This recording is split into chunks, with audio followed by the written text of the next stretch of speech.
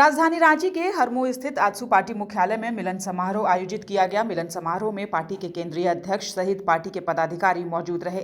मिलन समारोह में मुख्य रूप से आप पार्टी के महानगर इकाई के सत्येंद्र कुमार सहित अन्य सहयोगी समर्थक केंद्रीय अध्यक्ष की उपस्थिति में उन्होंने पार्टी की सदस्यता ग्रहण की।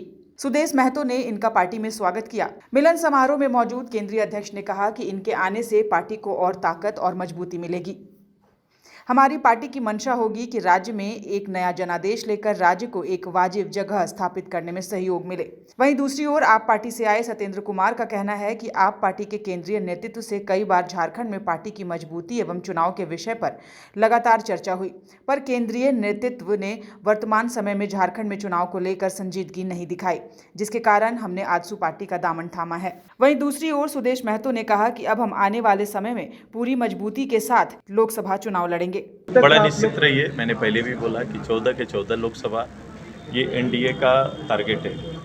कैंडिडेट 11 आ चुके हैं, 3 कैंडिडेट भी शेष है, वो भी आ जाएंगे।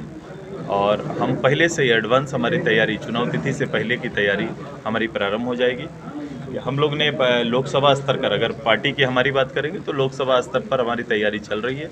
गिरिडीह में हम लोग हजारीबाग, रांची या सभी लोकसभा पर, पूरे राज्य के लोकसभाओं पर हम लोग का काम पार्टी का अपना चल रहा है तैयारी को लेकर, ताकि एनडीए की जीत हम लोग सुनिश्चित कर सकें।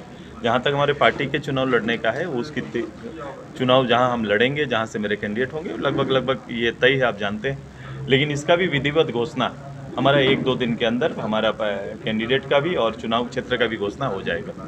दूल्हा कौन होगा इसकी तैयारी चल रही है, पहले ये हो जाए, उसके बाद दूल्हा सज रहा है कि नहीं, दूल्हा सूटेबल है कि नहीं, ये चर्चाएं होंगी, बाद में करेंगे, क्योंकि उसके बारे में अभी बहुत समय है।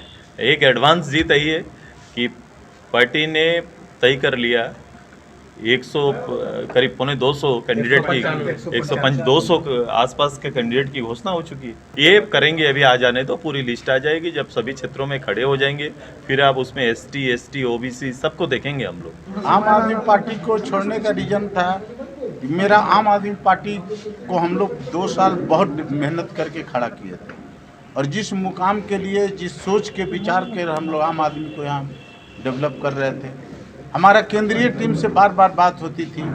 बीच में हमारे केजरीवाल साहब भी आए थे, उनसे भी बात हुई, तो बोले कि देखते हैं झारखंड के प्रति देखते हैं। उनका जो रुझान था वो देखते हैं वाला स्टेप था। तो हमने दिल्ली इसके पहले उनसे संपर्क किया, तो बोले लोकसभा की कोई चर्चा नहीं है, लोकसभा हम लोग नहीं लड़ेंगे। हमने आगे 24 का विधानसभा, तो बोले 24 का विधानसभा भी चांस कम है, आगे 29 में सोचेंगे। तो हम झारखंड के विकास के लिए पार्टी कर रहे हैं, हम झारखंड के लोगों को उनके हक दिलाने के लिए कर रहे हैं, झारखंड के लोगों को रोजगार देने के लिए कर रहे हैं, यहाँ के गति देने का काम कर रहे हैं। तो हमको समझ में आया कि टाइम पास करने से कोई फ़ायदा नहीं है। तो हम प्लेटफार्म देखे कि अभी आज के डेट में सबसे जुझारू और झारखंड के लिए कोई प्रगतिशील व्यक्ति दिखा, तो हमको सुदेश जी से अच्छा कोई प्लेटफार्म नहीं दिखा।